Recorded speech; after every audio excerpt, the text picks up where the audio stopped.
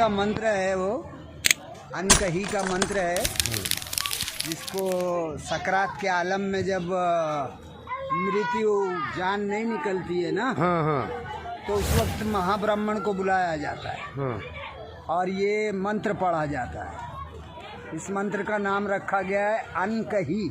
अनकही। हाँ, यानी किसी से कहा नहीं जा सकता, ऐसा छुपाया गया है इस मंत्र। और वो मंत्र इस तरह है कि ला इलाहा हरणी पापम, ला इलाहा हरणी पापम इल्लल अम्बा परम पदम, और जन्म वैकुंठ प्राप्ति, जन्म वैकुंठ प्राप्ति प्राप्ति, तो जपे नाम मुहम्मदम सल्लल्लाहु अलैहि वसल्लम। इसका अनुवाद हुआ ला इलाहा हरणी पापम।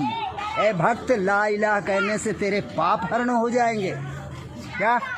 इल्लल अम्बा परम पदम, और अल्लाह को पैदा करने वाला मान लेने से तुझे परम पदी मिल जाएगी। हाँ। और जन्म वैकुंठ प्राप्ति, और हमेशा के लिए स्वर्ग प्राप्त करना चाहता है, जन्नत हासिल करना चाहता है, तो जपे नाम मुहम्मदम, तो मोहम्मद साहब के नाम वाला कलमा जप ले। वो है ला इलाहा इल्लल्लाह मुहम्मदुर रसूलुल्लाह सल्लल्लाहु अलैहि वसल्लम।